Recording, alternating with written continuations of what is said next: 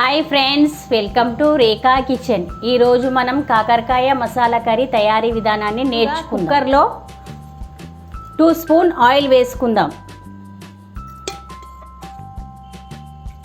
Oil వేడైన తర్వాత onions వేసుకోవాలి.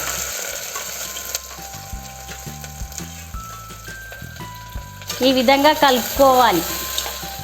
ఆనియన్స్ కుక్ అయ్యాక కాకరకాయ ముక్కలు వేసుకుందాం.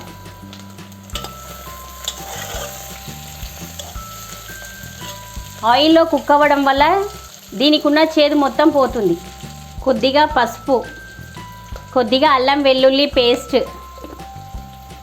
టేస్టీకి తగినంత కారం పొడి వేసుకొని ఈ విధంగా కలిపేసుకోవాలి. దీంట్లో కొద్దిగా కరివేపాకు వేసుకొని కలుపుకోవాలి.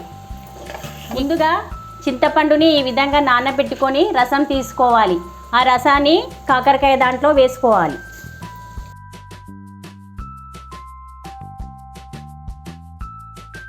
కాకరకాయ ముక్కలని ఈ పులుపులో కొద్దిసేపు ఉడకనివ్వాలి.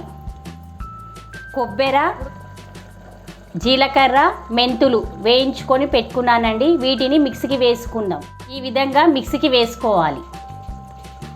మిక్సీకి వేసుకున్న మసాలాని ఇందులో కలిపేసుకోవాలి.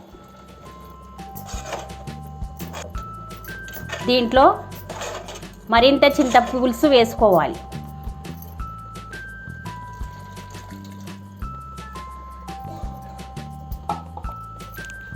ఈ విధంగా మసాలాలన్నీ వేసుకొని కుక్కర్ మూత పెట్టేసుకోవాలి.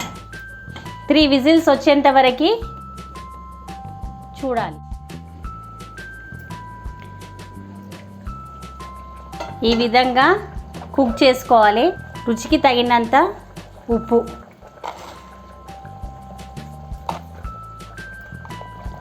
కాకరకాయ మసాలా కర్రీ రెడీ అయిందండి. మీరు కూడా మీ ఇంట్లో ఒకసారి ట్రై చేసి చూడండి. బీపీ పేషెంట్స్కి, షుగర్ పేషెంట్స్కి చాలా ఆరోగ్యానికి మంచిది.